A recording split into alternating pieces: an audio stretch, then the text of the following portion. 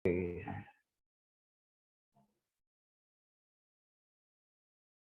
good evening sa lahat. Tuloy natin ating lesson sa ating Old Testament survey. Nasa lesson 7 na po tayo that will cover the books of 1st and 2nd Samuel, 1st and 2nd Kings, and the 1st and 2nd Chronicles. No? So, 6 na aklat ang makover natin. But this is only very brief summary of each book. Okay, so itong mga aklat na ito ay patungkol sa kasaysayan ng Israel from Samuel. Siya po yung pinakahuling judge up to the end of the Babylonian captivity. Ano? So this covers about 600 years sa history ng Israel. So these books deal with 3 periods of time in the history of God's people. The first is the end of the rule of the judges. Yung last 2 judges is Eli and Samuel. Then followed by the United Kingdom. Yung first 3 kings that we have, Saul, David, Solomon, who ruled 40 years each. That covers 120 years of this period. And the 10 northern tribes were called Israel, and they were ruled from Samaria by a series of 19 evil kings. So walang mabuti na hari doon, no? So northern tribes or the kingdom of Israel. And Israel went into Assyrian captivity noong 721 BC. Others put this 722, ano? Depende yan sa kanilang chronicles sa kalendar na ginagamit. Okay, then the tribes of Benjamin and Judah made up the southern kingdom, which is called Judah. No? So Judah was ruled from Jerusalem by a series of 19 kings also and 1 queen. And 8 of the 20 rulers were good, and the rest were evil. So they went into Babylonian captivity in 606 BC.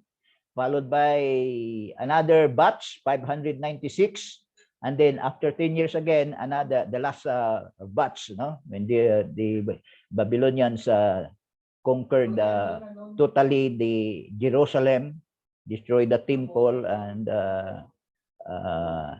taken captives all of those remaining Jews in Jerusalem. Mga natitira doon na mga mahihirap. Okay, so let's go to 1 Samuel. So this is the rise of the kingdom and the reign of Saul. So pinaka-pangunahing mga characters sa aklat na ito ay si Samuel, si Saul at si Haring David, no?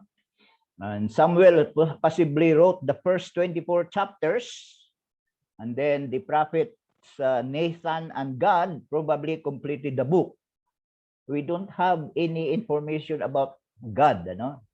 But he was considered to be a part of the author of the book of 1 Samuel, and he probably completed the book according to 1 Chronicles chapter 29, verse 29 and 30. So 1 Samuel begins with Samuel about 1150 BC and closes with David's being king over Judah about 1050 BC. So that is around 100 years. No? Then 1st and 2nd Samuel were originally one book, but were separated as 2 by the translators of the Greek Septuagint version in the 3rd century BC.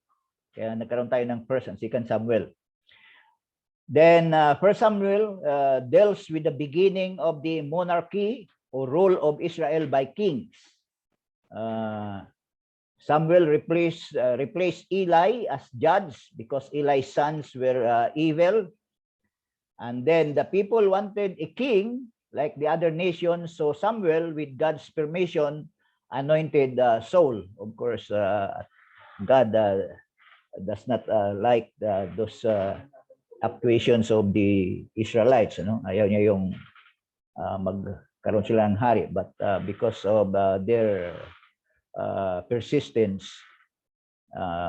God gave them a king.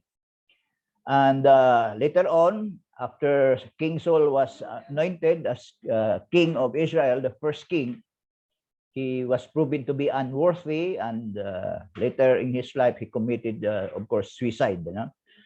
And he was rejected by God because of some sin that he had committed. Then Samuel had already anointed David during this time to be king in Saul's as replacement to King Saul. Then 2 Samuel is about the reign of David after the death of King Saul, of course.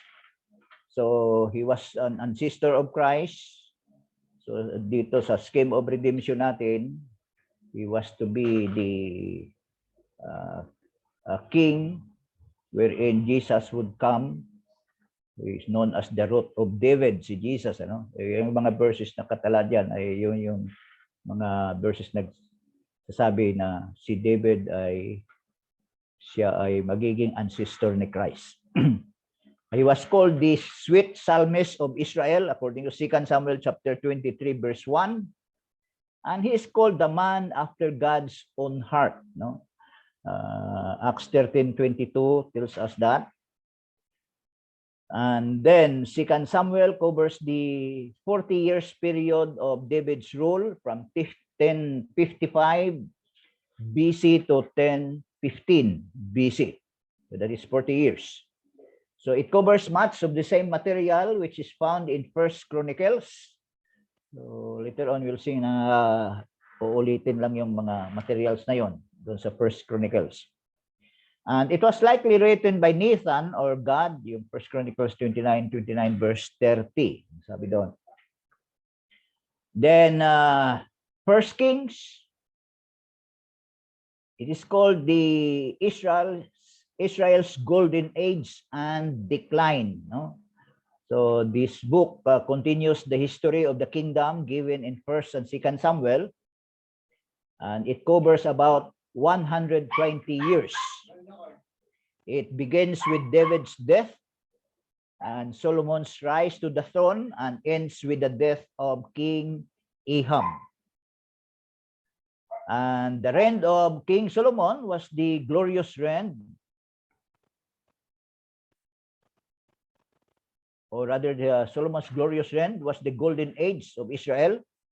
So doon talaga yung pinaka tuktok ng tagumpay ng bansang Israel sa panahon ni King Solomon,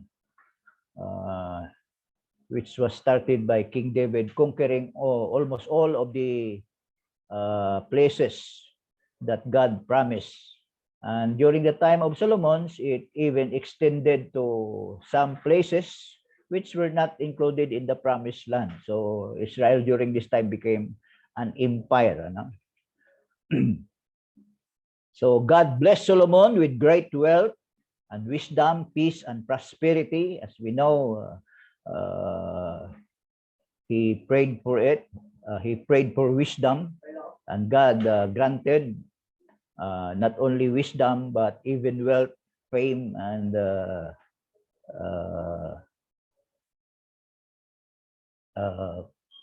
yung iba pang mga bagay na hindi niya hiniling. Lahat pinagkaloob ng Diyos sa kanya. So the temple was built during his reign. Solomon disobeyed God by marrying foreign women who turned away his heart from the Lord, as we all know. And after his death, the kingdom was divided because of the foolish decision of Rehoboam his son. So itong si Rehoboam, ito yung sumunod na hari kay King Solomon. Now, mayroong nag-rebuild na ang pangalan ay si Jeroboam. So, naakit niya yung 10 tribo na sumama sa kanya. And so, he divided Israel. 10 tribo ang sumama sa kanya, known as the northern tribes, which will be called the Kingdom of Israel later on. So, kay Rehoboam naman, ang natira lang sa kanya ay, alam natin, ay yung Benjamin at saka Judah lamang. And they retained the name Kingdom of Judah. So, nasa southern part ito. No? Yung northern, yung Israel, yung southern ay Kingdom of Judah. So, Elijah was the head of a long line of great prophets who called the people back to God during this time. So, yung patungkol sa kay Elijah, he is known to be the greatest prophet. Kaya during the time of Jesus, isa siya doon sa nagpakita sa Mount of Transfiguration, ano, kay Jesus. He is known to be the representative of the prophets of old. Then yung 2 Kings, the continued decline and fall of the 2 kingdoms were being recorded. 2 Kings continues the history of the monarchy, which was begun in 1 Samuel, and it covers a period of about 250 years, from the death of Ahab to the beginning of the Babylonian captivity. And Jewish tradition ascribes the books of 1 and 2 Kings to Jeremiah. So this is little known, but that is according to Jewish tradition. The first half of 2 Kings deals largely with the life of Elisha, the prophet. Si Elisha, ito siya ang pumalit kay Elijah na propeta, no? One of the greatest prophets also of all. And he prophesied about 50 years, so napakahabang panahon ng kanyang prophecy. And 16 miracles are recorded which he performed. So napakaraming milagro ang nagsagawa ni Elisha. Much more than kay Elijah. Okay, let's go to 1 Chronicles. Dito, yung reign ni David ay inulit lang, ano? 1 Chronicles covers the same period of history as 2 Samuel. And Jewish tradition has held that Ezra was the author of this book. And Ezra had a twofold purpose for writing 1 Chronicles. And unang purpose niya is to provide a history of God's people, showing why they had gone into captivity. Then to include the genealogies or family records, so that families returning from Babylonian captivity could reclaim their family inheritances. So yan yung dalawang layunin ni Ezra kung bakit niya sinulat itong 1 Chronicles. No? Ang pangalawang Chronicles naman ay additional information about the kings. It covers the same history as 1 and 2 Kings. Kaya ulit lang ito, yung 1 and 2 Kings. It covers a little more than 400 years from the beginning of Solomon's reign in 1015 BC to the fall of Jerusalem in 586 BC. It begins with the glory of Solomon's reign and ends with the tragedy of the Babylonian captivity. And among the bad kings in both Israel and Judah, there were some very good rulers in Judah. No? So Asa was considered to be a good king, although mayroon rin siyang mga nagawang hindi maganda. 2 Chronicles chapter 15 ang story niya. Then you have another king considered to be good is Jehoshaphat.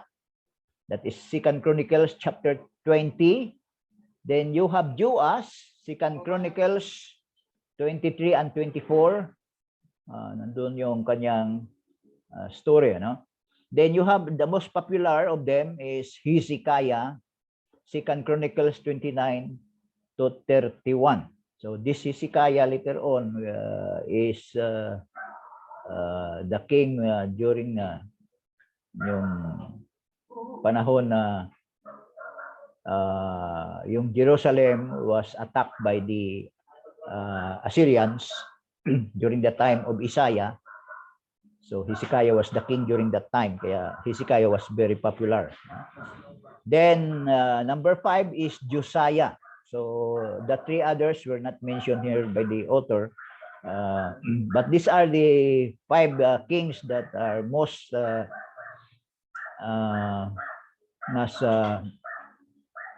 mabuti sila, or they are known to be good rulers in Judah. Okay, kaya makita natin na yung Judah ay mas tumagal siya kaysa Northern Kingdom, yung Kingdom of Israel, no?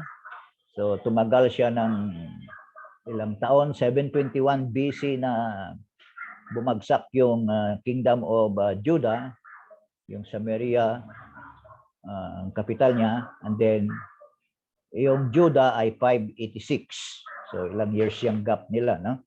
Yung panatili ng Judah. It is because yung Israel, Kingdom Israel ay wala man lang may isang mabuting hari, no? Kaya napadali ang paglipol sa kanila. While here in Judah, mayroong at least 8 good kings or good rulers.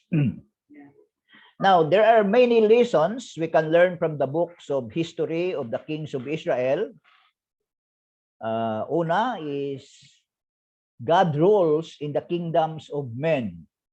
Daniel chapter 4 verse 17 says that God is ruling in the kingdom of men. Ano? So, ibig sabihin yan ay ang Diyos ay aktibo, no? Dito sa mundo natin, sa mga kaharian, sa mga bansa. Then number 2 lesson that we can get from this history of Israel: righteousness exalted a nation, but sin is a reproach to any people. Yung principle na yan ay sinabi sa Proverbs chapter 14 verse 34, no? Kaya kapag ang nakita naman natin, especially during the time of the judges, ano, pag naging masama sila, God will send an enemy to destroy them, to conquer them. Kapag naging pag sila ay nagsisi, they call on the name of the Lord again, they will be delivered. Then they will be prospered. But kapag sumama naman sila, then another enemy would be sent to them by God. So God's blessings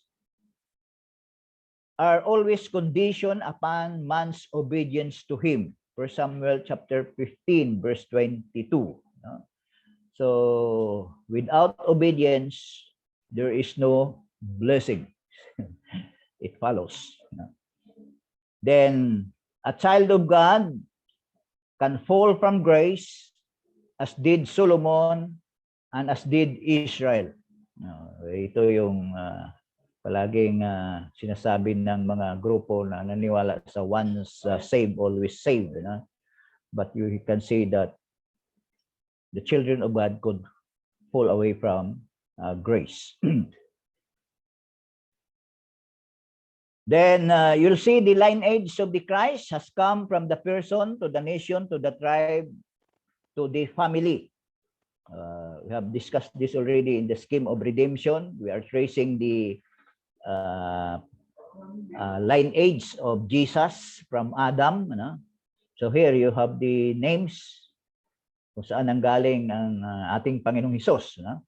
So from Adam, then Seth, then Noah, then si Shem, anak ni Noah yan, si Shem, and then Abraham bigat Isaac, then Isaac bigat Jacob, then Jacob bigat Judah, one of the 12 sons of Jacob, or 12 tribes. Then from Judah you have followed by Jesse, who is the father of David. So diyan makita natin ang hanggang kay David na saan ang ating Panginoong Hesus. Later on, doon sa genealogy ni Matthew at ni Luke, makita natin yung lahi na pinanggalingan ni Jesus. So dito ay hanggang kay David, no? So in our next lesson, we shall study the return from captivity in the books of Ezra and Nehemiah. So sa Ezra na tayo at Nehemiah. Pagbabalik na doon sa Jerusalem, no? So we end up doon sa panahon na naging captive sila ng Babylon from 606 BC up to 536 BC. Okay. Then we will also study the book of Esther and learn how God provides for His people during this period. Yung panahon ni Esther ay time ng Persian Empire pa rin yun. Okay, so that's the end of our lesson on from Second Samuel up to First and Second Chronicles. So, very brief lamang itong ating pagtatalakay, kaya mabilis lang, ano po. And some of them are just repetition of so many materials that we have. Pero ang haba ng coverage, ano? Ng haba. Yung tinatalakay ng mga books. So, 6 na aklat yun. Mahabang-mahaba kung basahin natin yon. Dito ay wala pang 30 minutes yata. Tapos na natin. Sa period ng history ba ng Israel? Okay. Mahaba yun. Mahaba nga yan. It takes how many years? Wala kay Saul, wala kay King Saul, kay Samuel pa eh. Okay, up to 586. Okay. Any question with regards to the history of Israel during that time? So, malala ko lang sis, yung covenant of blessing and curse. Deuteronomy chapter 28 yan. Oo. Nagkakatotoo sa kanila, di ba? Dito sa kasaysayan nila. Yes. Talagang literally, no? Talagang nagkatotoo yun. Most of the things that were fulfilled ay yung curse. Dahil sa kanilang disobedience, no? They scattered, they were captivated by other nations, they became slaves, then they became wandering Jew, heaven. No? Kaya sa period of restoration, sa panahon na yun, marami ng mga Hudyo nagkalat rin sa ibang lugar, no? Yung hindi nadala sa Babylon, may mga remnants kasi na natira doon, no? And then at the same time, yung mga bumalik sa Jerusalem, hindi naman lahat. Nagpaiwan sila sa Babylon. And then they became under the Medo-Persian. So they are still scattered people, no? Yung mga bumalik lang, yung kunti lang yun eh. Bumalik doon sa what they call now Palestine. Okay. Advanced lesson natin yan sa Ezra, Nehemiah. No? Yes, ito na yung Ezra, Nehemiah and Esther. As prophesied, parang yung picture ng Potter's clay ba yun?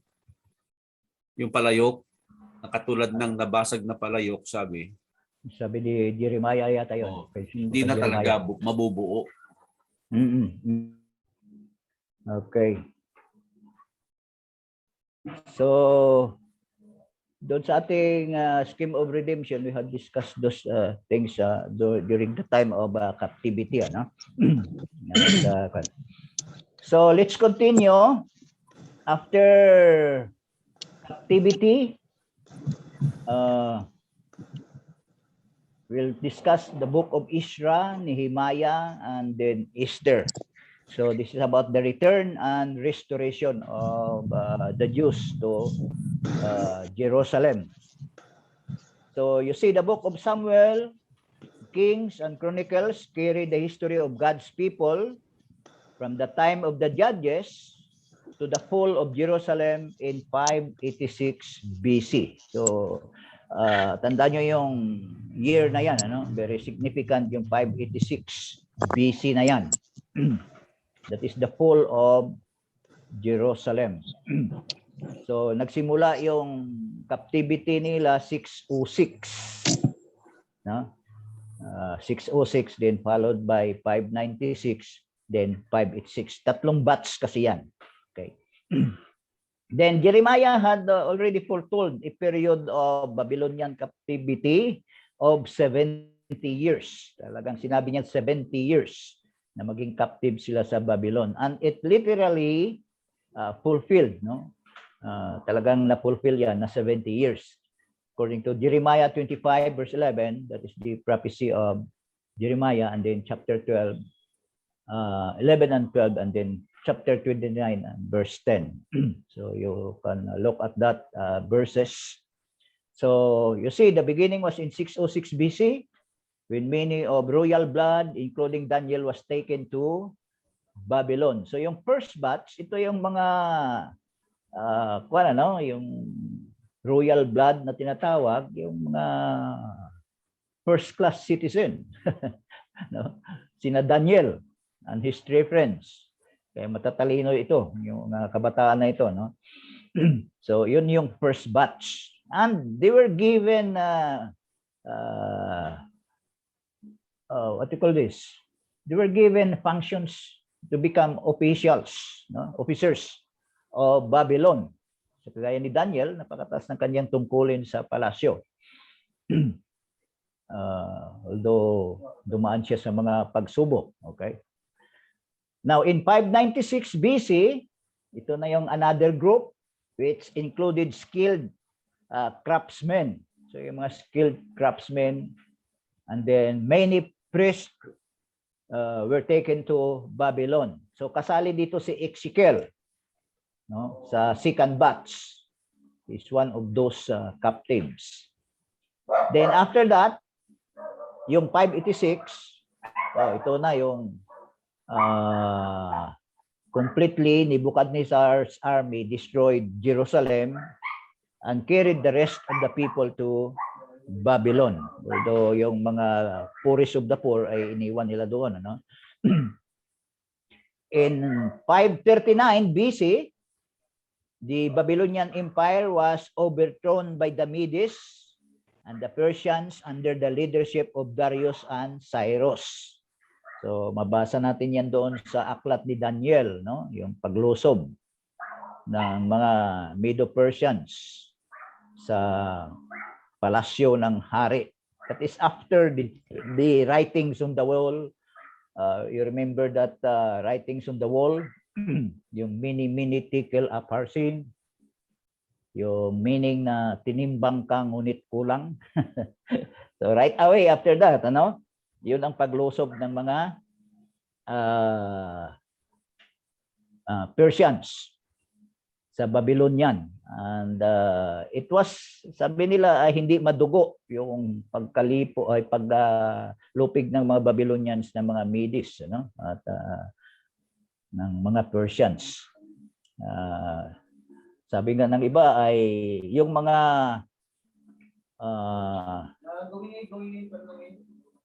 Hudyo pa yatang nagbukas sa kanila ng palasyo because they were expecting the Persians to conquer Babylon during that time. So when Babylon was under the Medo-Persians.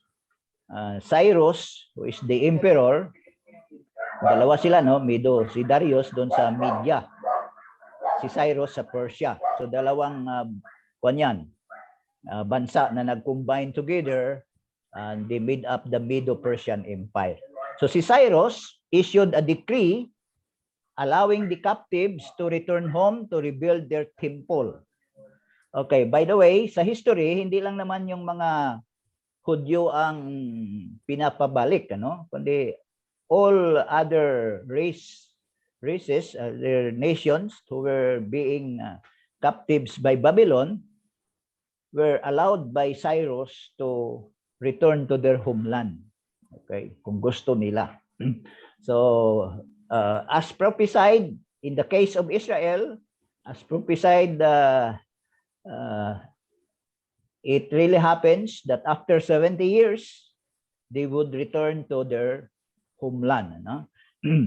So, the first group of Jews returned under Zerubbabel's leadership happens in 536 BC. So, ito yung first batch.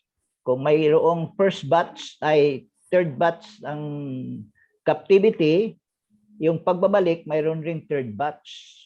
Tatlong batch rin yun. No? Yung una, yung 536, na pinamunuan ni Zerubbabel. So therefore, the 70 years of the Babylonian captivity was 606 BC. You'll start from that. Then,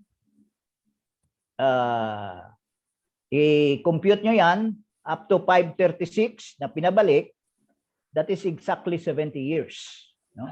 You minus 606 with 536. That would be 70 years. So just as there were 3 times of carrying Jews into captivity, there were also 3 times of Jews returning from captivity. So una yung kay Zerubbabel, then followed by Ezra's return in 458 BC. Then pagkatapos niyan, sinundan ng kay Nehemiah. 444 BC. Okay? So doon sa captivity, 10 taon, ano? Dito hindi. 536, then 458, medyo malayo ang agwat. Then 444, so that is around 14 years. So each one of these leaders played a vital part in rebuilding the nation of Judah. So, Zerubbabel, siya yung nag-rebuild ng templo. He rebuilt the temple. Then, si Ezra naman, ang ginawa niya, he reorganized the worship. So, restoration of religious activity ng mga Hudyo. Si Zerubbabel, restoration of the temple. While Nehemiah rebuilt the walls of Jerusalem. So, napaka-importante kasi yung walls, no? Kasi kung walang walls, ay they will not be protected from their enemies. Kaya talagang napakakalaking papel ng ginagampanan ng walls sa mga bansa noon, no? O sa mga city. So they built the walls of Jerusalem within 52 days lamang. Dahil sa ang lahat ay talagang nagnanais na may isagawa ang kanilang gawain sa paggawa ng pader ng Jerusalem. So the books of Ezra, Nehemiah, and Esther are histories of God's people in the Persian period. Okay? Ezra and Nehemiah tell of God's people in Judah, while Esther tells of God's people who remained in Persia. So yung mga natira doon sa Persia, no? Yun na yung mga sa panahon ni Esther. Kaya naging queen si Esther doon. Although siya po ay isang Jewish, ay tinanggap siya bilang isa sa mga mamamayan ng Persia. So we'll see the story. So we'll discuss about Isra. So Isra is a redescribed in the law of God, and he is considered to be one of the greatest men in the Old Testament. And they said that as a leader and writer, he ranks next to Moses. So napakataas ng pagtingin sa kanya ng mga Hudyo, no? So he was a priest, a great grandson of Hilkiah, the high priest in Josiah's day, according to Isra chapter 7, verses 1 to 5. And Isra was born in Babylon. So doon na siya ipinanganak. And many Bible scholars believe he wrote 1st and 2nd Chronicles and Psalms 119, as well as the book of Isra, of course. So Psalms 119 is very long, right? 150 chapters. Ay, yun. Psalms, yeah, 150 ba yun? Verses. Psalms 119. So napakahaba na chapter yon. And scholars believe Isra is was the one who wrote this. Okay. Then many credit Isra with the establishment of the synagogues worship.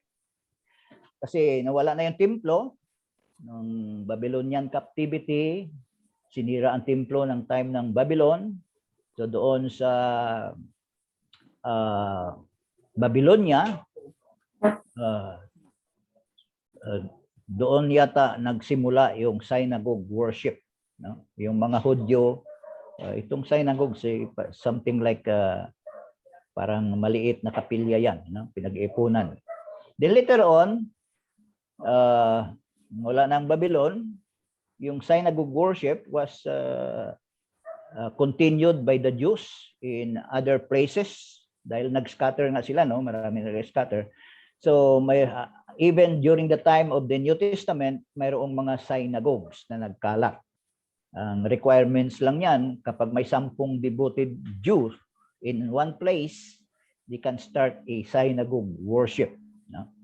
So parang prayer meeting lang siguro yan sa atin.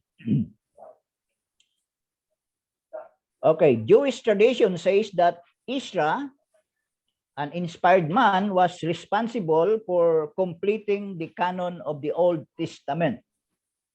Dahil siya po ay isang scribe, sabi nila, is siya yung nag-ipon at nag-ingat ng mga aklat ng considered to be inspired writings. At ang naipon ni Isra ay ito yung sa ating English na 39 books, no?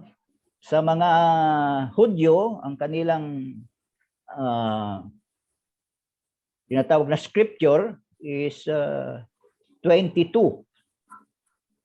books or 24. So kung minsan may variation, ano? Yun ay sa dahilan na ang ibang mga aklat na 39, by the way, yung 39 at saka yung 22 or 24 is just the same. The same content yan. Kaya lang, yung ibang mga aklat doon sa Jewish scriptures or yung kanilang tinatawag nating Old Testament canon, they do not call it Old Testament, by the way, because they don't believe there is new. Kaya hindi nila tinatawag na Old Testament yan. They simply called it scriptures, no? Holy writings or inspired writings, no? So yung 39 natin is just the same as their 22 or 24.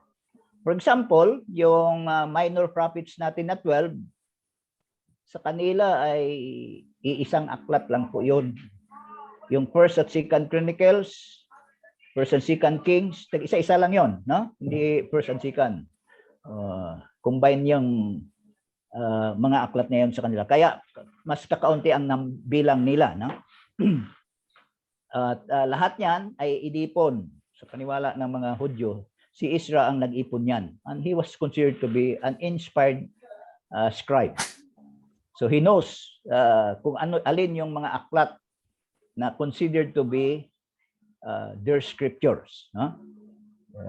Mayroong close of the Old Testament canon so-called, yung last book na tanggap sa Old Testament natin ay yung Aklat ni Malakay, which was completed around 430 BC. So so panahon ni Ezra, no? Yung mga panahon na 'yon. Okay, so Ezra prepared himself to do God's work according to Ezra chapter 7 verse 10, to seek God's law, to do God's law, and then to teach God's law. So this is all restoration of their religious activity, ano, na medyo nakalimutan na ng mga Hudyo habang sila ay nandoon sa Babylon for 70 years nga naman, ano. So na hindi na sila nakapag-worship sa kanilang templo. So most of them had already forgotten the law of God. So yung panahon ni Ezra, itinuro niya, binasa pa nga niya yan at pinaliwanag sa kanila, no? The whole day. Okay, so Ezra did much to organize the priesthood and the worship along scriptural lines, and then he presided at a national convention to read and explain God's law. That is the whole of chapter 8 of Nehemiah, no? And he also led the Jews in purifying their marriages by separating from their unlawful mates. That is Ezra chapter 9 and chapter 10. So nagkaroon sila ng mga intermarriages, ano, itong mga Hudyo na ito doon sa Babylon. Kaya they were commanded by God not to have intermarriage with other races. So kaya nung time of restoration, isa sa masakit na pangyayari sa buhay ng mga nag-asawa ng hindi nila kalahi, ano, yung paghiwalayin sila. Okay? They were forced to separate from their unlawful mates. Yung mga Gentiles, mga Babylonians and Persians, maybe. Okay. So that is part of restoration of their relationship with God. Okay, so that is the book of Nehemiah, Ezra rather. Let's go to Nehemiah. He is considered to be the builder, as he led the building of the walls of Jerusalem. And he believes to be the author himself of the book, which bears his name. And Nehemiah was a cupbearer to King Artaxerxes I. He's called Longimanus, the king of Persia during this time, no? Artaxerxes I. He was given a permission by the king to go to Jerusalem to rebuild the city walls. And he went to Jerusalem in 444 BC and then served as governor for 12 years. So, gobernador siya ng Judah during that time, no? So, he returned to Persia briefly, then came back to Jerusalem to continue his work, according to Nehemiah chapter 13, verse 6. And he was a strong, bold, and practical leader. He worked alongside with Ezra, the scribe, and Malachi, the prophet, to keep the Jews faithful to God. So, mga contemporary nila ito, no? Nagkasabay sila, si Malachi, si Ezra, and Nehemiah. So, the primary work of Nehemiah is rebuilding the walls of Jerusalem. Since he found the walls in ruins and the city defenseless, enemies in the land opposed the rebuilding of the walls. Sanballat and Tobiah laughed at his efforts. They considered to fight against the Jews. And next, they wanted to compromise, but Nehemiah refused. So ito yung mga nag-uupos, ano? Mga Samaritans ito, sina Sanballat at sina Tubaya, no?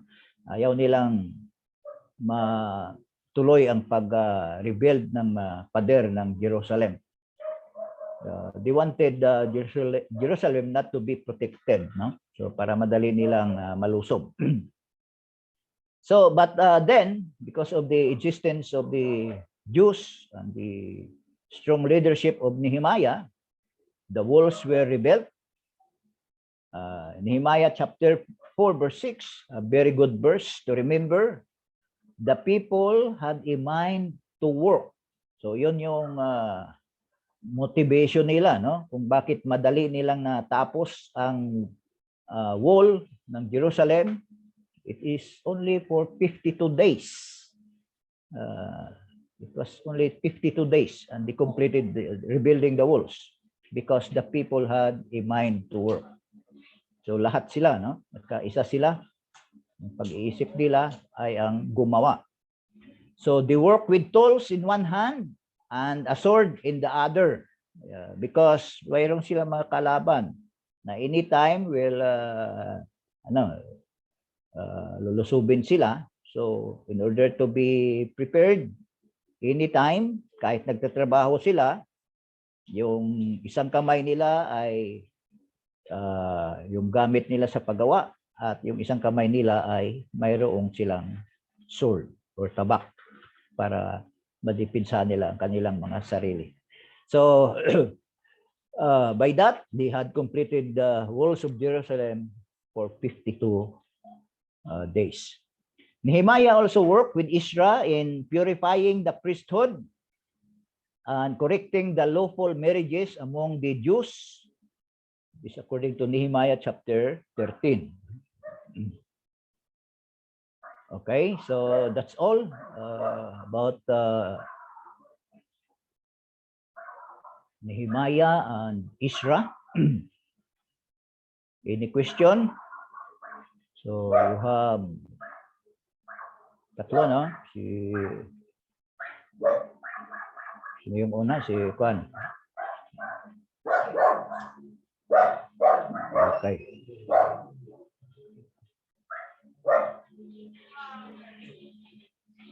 Okay. So, kung mayroon kayong mga tanong doon, kung wala, let's go to the last book we'll cover tonight, the book of Esther. No? So Esther, she was a Jewish girl who became the queen of Persia. So the book of Esther deals with happenings to the Jews who remained in Persia.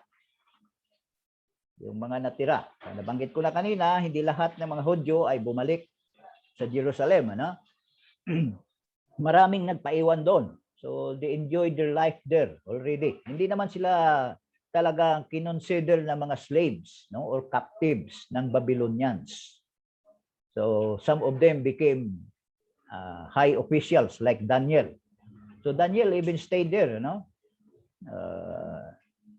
Sa Persia. He was the advisor of the king of Babylon, and then later on, during the time of Cyrus, maybe it's believed that he died in Babylon, no? Si Daniel. So, kaya hindi nakapagtataka na isa sa mga Jewish girl ay nagiging reyna ng Persia later on. It is one of only 2 books in the Bible devoted to the life of a woman. What's the other one?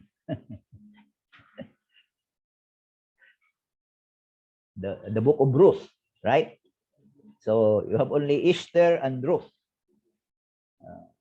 Dalawang babae, no? Sa Old Testament.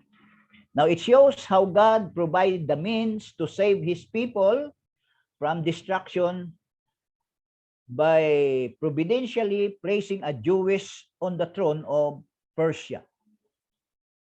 And Easter gives the origin of the Jewish feast of Purim.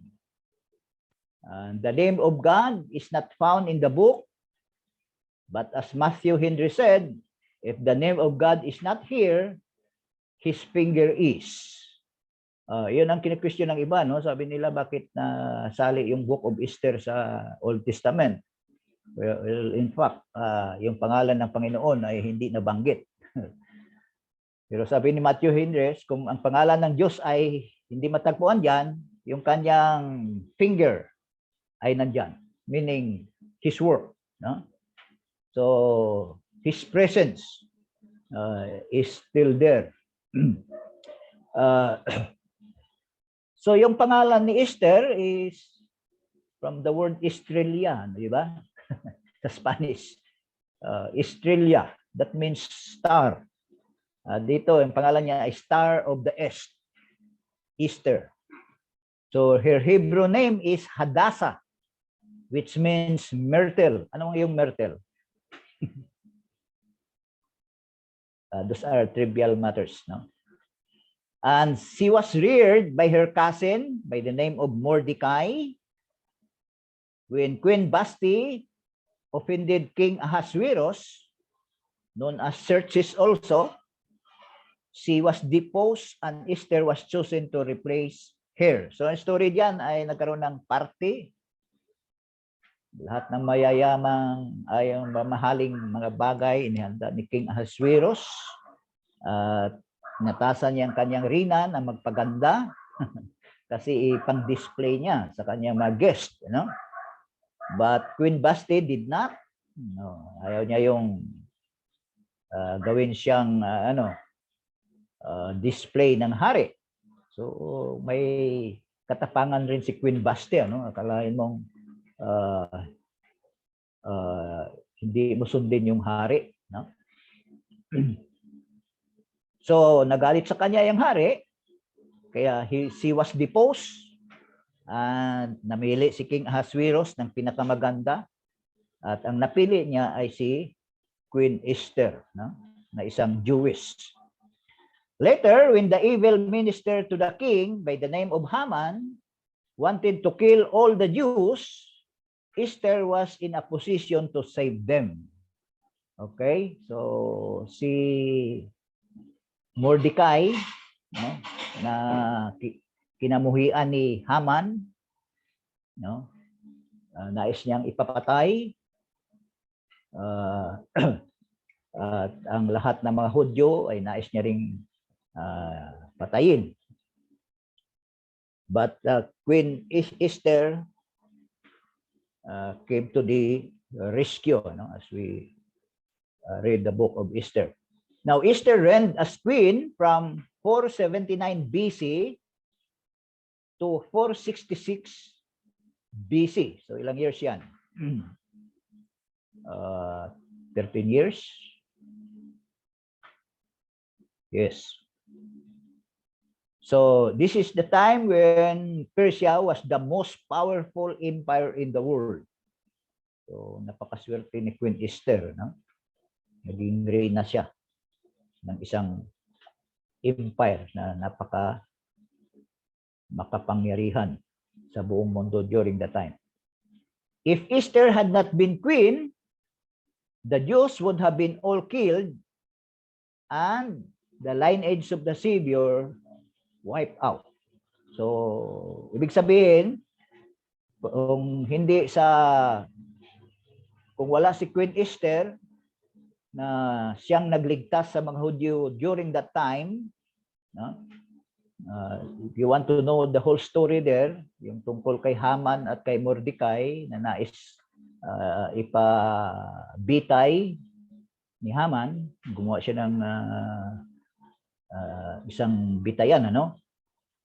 But instead, nang malaman ng hari yung plano niya na pagpatay sa kay Mordecai na before ay may nagawang kabutihan sa hari na iligtas niya yung hari sa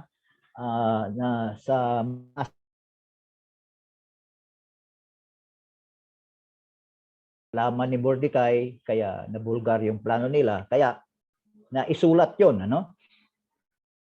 Sa kanilang records. Ewan ko kung anong tawag doon.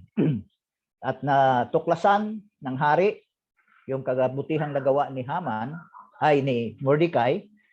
And so he asked kung nabigyan ba si Mordecai ng pabuya sa kabutihang nagawa niya sa hari, ano? At sabi ni Queen Esther ay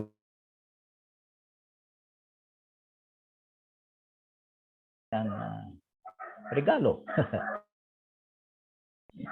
At si Haman naman, ang balak niya, akala niya siya kapwa parangalan, ano? Kaya lang, nung nabulgar na ang kanyang plano na pagpatay kay Mordecai, instead na si Mordecai ang bibitayin, siya ang pinabitay ng hari doon sa ginawa niyang bitayan. Okay, so then, nagkaroon pa ng decree sa pamagitan ni Haman na pagawa niya ng isang kasulatan ang hari with his signet ring, na kung ano man ang naskasaad doon ay hindi na mapalitan pa. At ang hiniling niya na yung mga, including the Jews, ano? Ano ba yung specific na bagay na gagawin nila? By the way,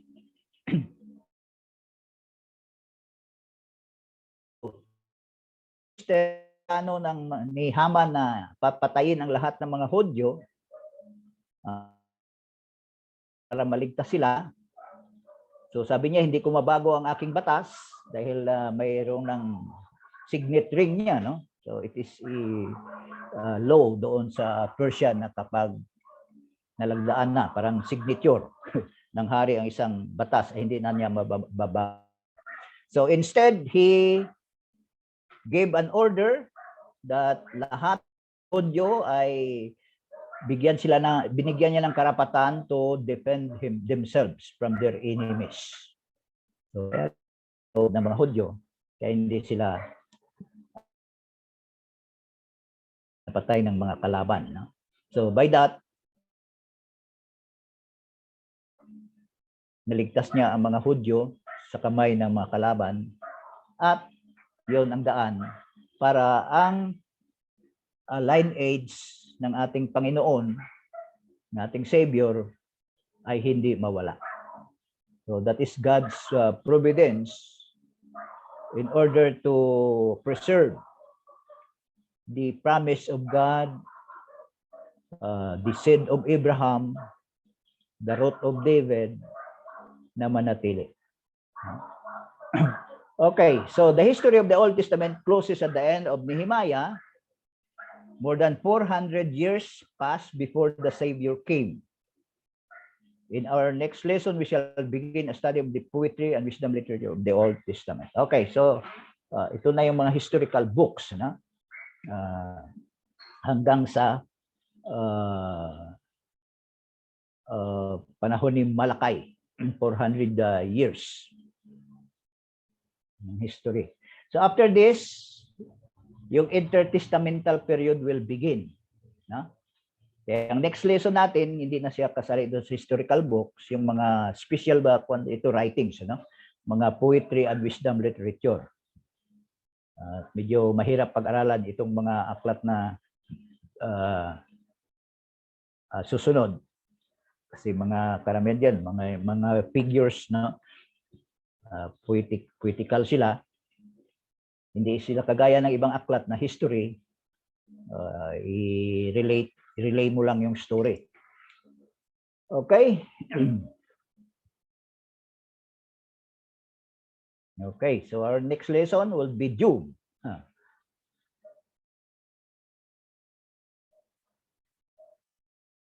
Isang aklat lang yon, no? Isang lesson. Why do the righteous suffer? Okay, so hanggang dyan muna tayo. Kung gusto nyo pa, okay lang. Anong masabi nyo?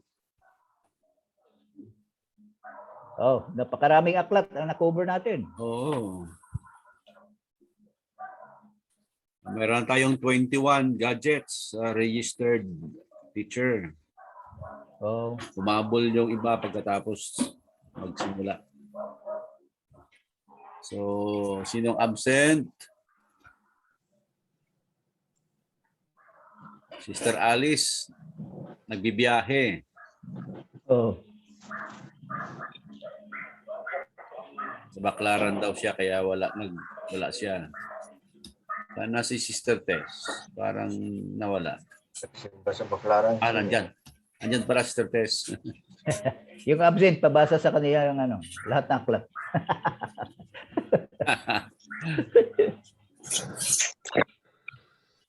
Okay, so again, no?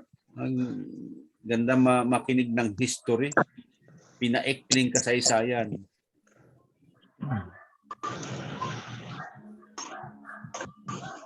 Baka may mga questions kayo.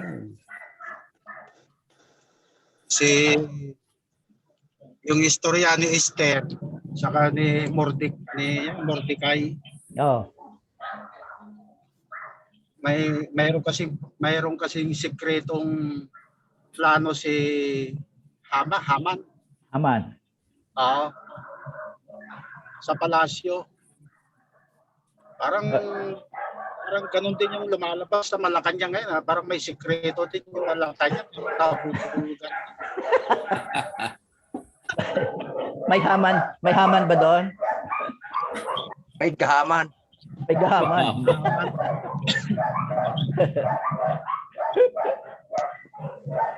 Pagkakay Balam, gustong patayin yung mga Hudyo. Ito naman sa Malacanang, gustong kunin yung mga pera ng tao.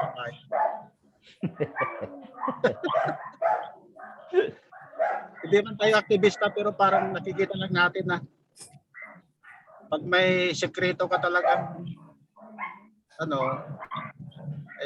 gagawin talaga ng Panginoon para malaman na Ano? Parang makagundon ka, Brad Lopeng. Oh, kagordon ka ba? Kratos, balik tayo doon sa lesson 7. Oh, anong 7? Yung di ba divided yung kingdom, mayroong yung north saka south. Oh. Dito sa New Testament, ko yung pusa na yun. Dito sa dito sa New Testament kasi Oh. Israel na lang yung pag nababasa natin yung salitang Israel, tumutukoy na yan sa 12 tribe. Yes. Sa New Testament. Yes. Pagka wala na yung south, wala na yung Okay. Kasi pero during the sa Hebrew chapter 1, sa Hebrew chapter 1,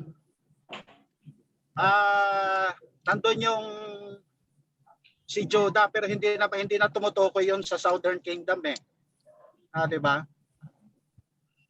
Ang tanong ko doon, pag sinabi bang Israel doon dito sa New Testament kabilang na lahat ng tribe, wala regardless na yung ikaw ba ay taga South or taga North Kingdom. isa na lang 'yon kasi nawala na yung division after the fall of Assyria. Yung mga natitira doon, nagsibalikan naman doon sa yung iba nagbalik doon sa Jerusalem. Kaya nung nawala ang northern, because some of those Jews they combined to Judah. Nagsibalikan din yung iba doon. Ang iba hindi, nag-scattered. Kaya sa New Testament, hindi na sila divided as north or south. They only refer to the nation of Israel na lang. Lahat sila tinataka naman. Iisa na lang sila. Oo. Isa na lang sila. Isa na lang. Ngayon, Brad, kasi history yung tinatalakay natin. Yung Holocaust doon sa Germany noong panahon ni Hitler, sila yung mga hindi nakabalik doon sa Jerusalem, di ba? Sa Israel. Maraming nag-scattered kasi Now, doon sa time ng yung tawag doon, yung after the restoration, yung Israel is papalit-palit kung sino ang mga nag-occupy sa kanila, no? Egypt or Syria. So, nagkalat rin yun sila. Ng time of the New Testament, kalat ang mga Hudyo rin. So, during the time of Hitler, scattered Jews. Kasi nung 70 AD, remember, Jerusalem was completely destroyed. So, wala na yung nation of Israel. So, yung mga Hudyo ay wala ng bansa. Kaya naging wandering Jew sila sa iba't ibang panig ng mundo, ano?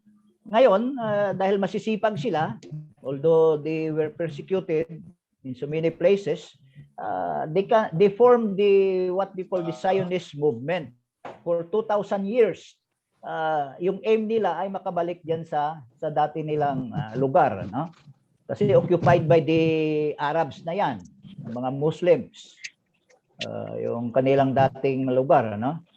So, yung panahon ni Hitler, mga mayayaman sila sa Germany, maraming mga Hudyo ang mayayaman sa Austria, Russia, mga Americans, American Jew. Yung sa Europe, yun yung gusto ni Hitler na exterminate ng mga Hudyo. Kaya maraming namatay na Hudyo sa panahon ni Hitler. So, wala nang distinction doon kung anong tribo. Basta one Israel na yan. Hudyo na sila, wala na silang bansang Israel sa panahon na yon. So bumalik lang yung pangalan na Israel after the Second World War. Noong 1948, nung magkaroon ng United Nations. Yun ang hiniling nila at pinagbigyan sila ng United Nations. Yung binigay sila ng kanilang lupain, yung napakaliit. So, kaya yung covenant of blessing and cursing, patuloy yung fulfillment niyan sa kanila eh. So, they were scattered after 70 AD. Parusa pa rin yun sa kanila. Curse yun sa kanila. Yung lost 10 tribes, Brother Moses.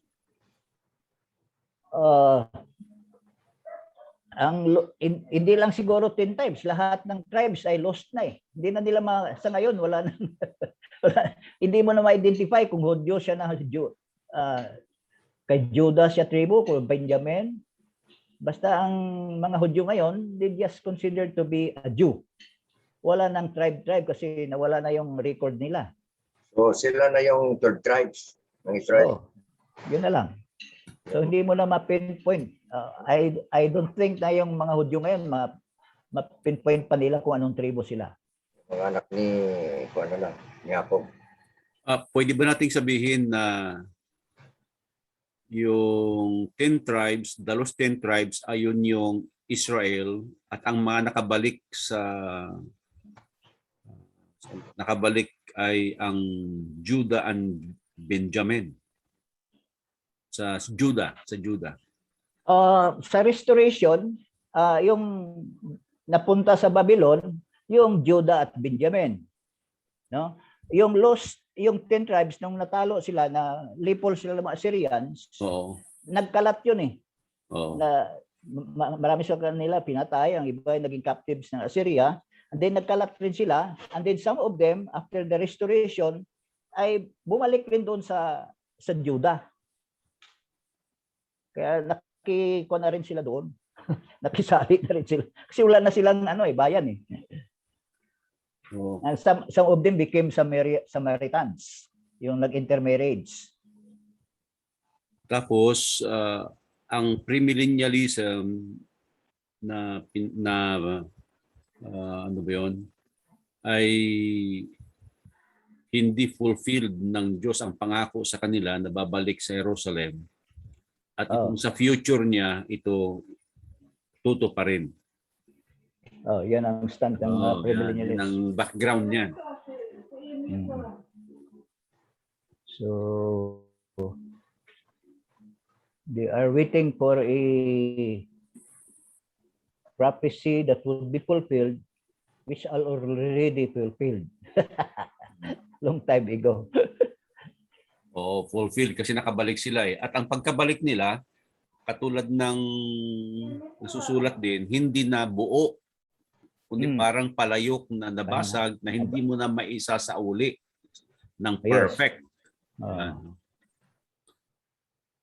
And then, impossible na maibalik na yung old system.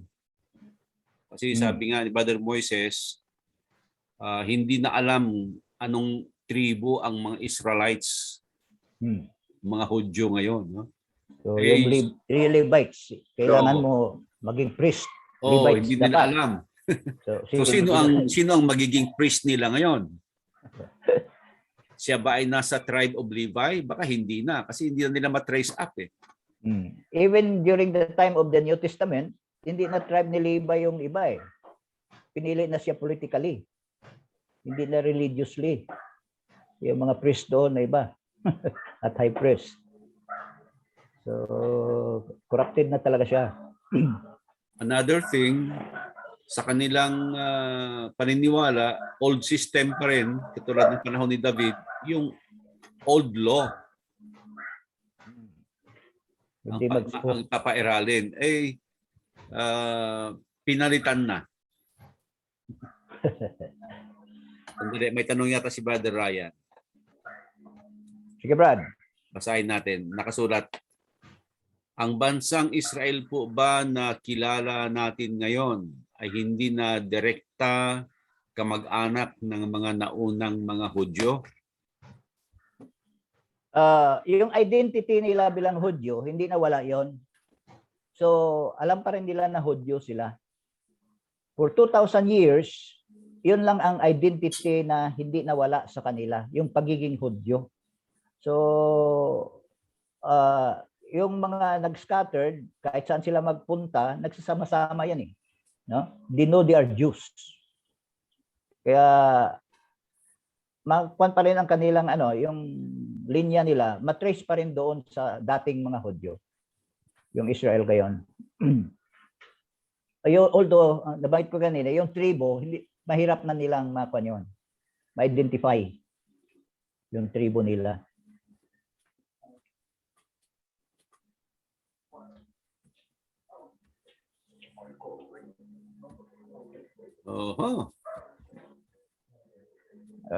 Kung may pagkakataon kayo, may aklat akong gusto ko ipabasa sa inyo maganda, yung kuha ni Golda Meir.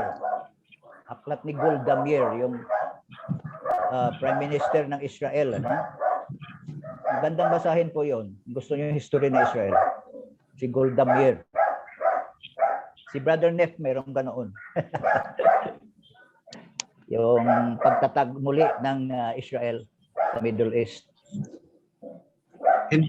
Brad Moss, Hindi ko narinig ng kabuuan yung mga sinabi mo kasi napadana ko sa dead spot doon sa Barangay Resort ng Makati. Balikan mo ang outline. Ang ibig sabihin doon baka pwede nating mahiram yung libro na sinasabi mo. Kay Brother Neff, may aklat siya nun. Biography yata ni Golda Meir yun. Baka Check pwedeng mo. i-reproduce. Check mo online, baka meron na. Oo, online, baka mayroon yan. Anong pamagat ng book? Check natin. Parang biography ni Golda Meir, first woman prime minister of Israel. Spelling ng Golda Meir. Golda, tsaka M-I-E-R. Golda Meir. Golda Meir. Ang myrtle pala, ang myrtle pala ay klase ng bulaklak. Isang meaning siya ng myrtle ay baby girl. Pwede siguro. Kasi bulaklak ang ibig, ang kanyan eh. Myrtle. Okay. Angga siya kaya binibaby siya.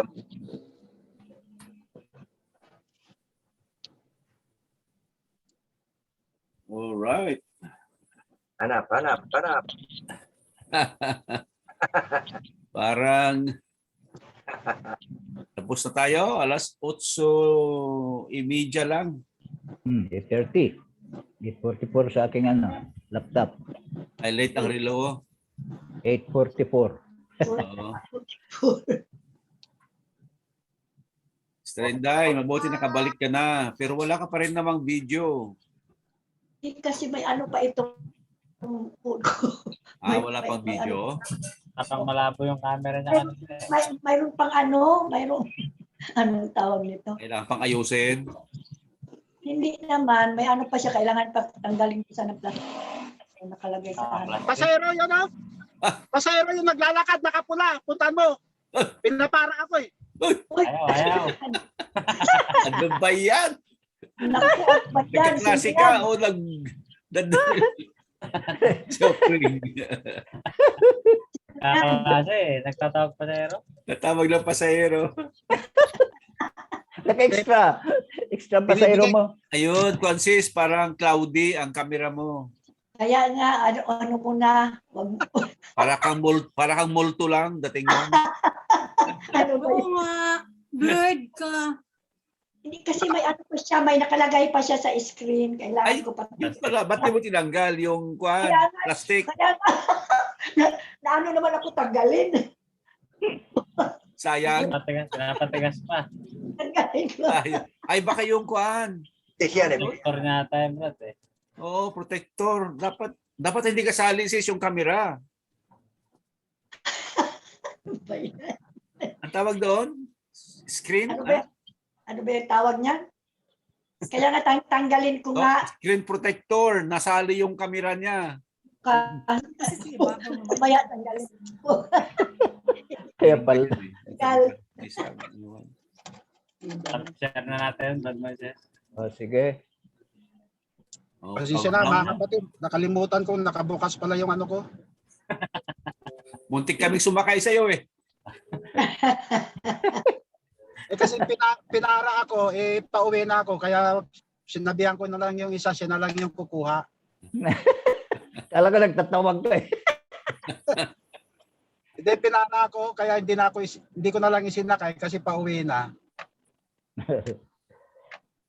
O yan si Brother Ryan, baka pwede na yan mag-closing prayer. Nakakuan ka ngayon, Brad. May kasama ka dyan. Face mask ka ngayon eh. Okay lang. Amir ka, Brad tayo. Marinig ka lang namin. Ayaw. Sound check. Yan, no? Narinig Brad. po. Sige po. Closing prayer na po mga kapatid. Manalangin po tayo. O dakilang Diyos, Ama na nasa langit, narito po ang iyong mga lingkod, Ama, at patuloy na nihikayat ang aming kaluluwa na pag-aralan ng iyong kalooban. Salamat po sa iyong ginamit na iyong lingkod upang ipahayag ang iyong kalooban.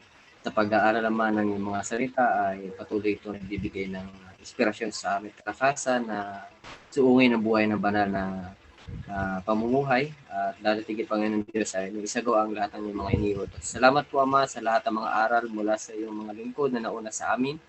Kung sa gayon na patuloy namin maging gabay at gayon din po Ama matuto kami sa kanilang pagsusunod sa iyo at gayon din matuto rin kami Ama sa kanilang mga kakulangan upang sige makaiwas kami Ama sa pagkakasala ng tabang sa iyo. Salamat po sa lahat ng salita.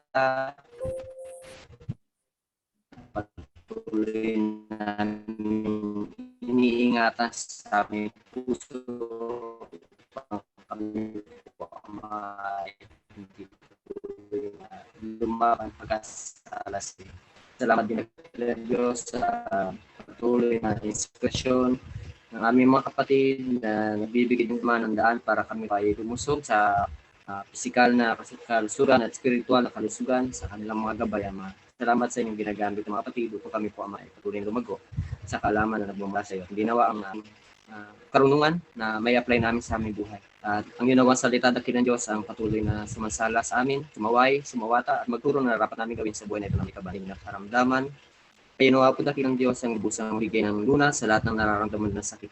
Hindi man po namin masambit sa aming mga labi ang lahat ng aming mga kapatid na nasa balog na karamdaman. Ay alam po namin dakilang Diyos na nauusisan ninyo laman ng aming puso at ang hangarin namin ang kanilang kagalingan naman. Nilalapit namin sila sa iyo, mating pagpalain, palakasin at pagalingin sa lahat ng kanilang karamdaman at tasbasan ng gamot na kailangan iniinom, pagkain na kailangan kinakain. At ganyan din po ang pamilya na tumitingin at umaalalay sa kanila, maging ang mga doktor na kanilang nilalapitan ay yung ginagamit para sa paggaling. At mawadakin sa matalap namin pagtatapos sa gabing ito. Mas basta niyo bawat isa sa amin. At tamasahin mo namin kapayapaan sumpungan mula namin nagtipon sa uling pagkikita namin sa yung ginawang paraan para pag-aaral na ito. At dakilan Diyos ang lahat ng papuri at salamat tinataas namin sa makapangyarihang pangalan lamang ng ibutong na sa Espiritu ang aming tanging tagapagligtas. Amen. Amen. Mga classmates, sa Lunes, last Monday of the month yon. Ibig sabihin, may music class tayo. Para aware lang tayo. Kukontakin ko si Brother Mar. Okay, thank you sa lahat. At kay Brother Moises, maglulubat na ako eh. Salamat po, Brother Moises. Mga kapatid. Thank you po. God Bye-bye. bless. Tama. Bye-bye po. Thank you, brother. Salamat. Thank you. Bye-bye. Thank you, Moses. Tama. Ayan. Bye-bye. Thank you. Countdown na. Down. 10, 5, Nakapicture ka na ba, Brad Jesse? mag-desit na natin. Easy yata si Brad Jesse. Ano? Yan, yan. Yan. Okay, 5, 4, 3, 2, 1. Kamay lang ni Opring ang napicturean eh.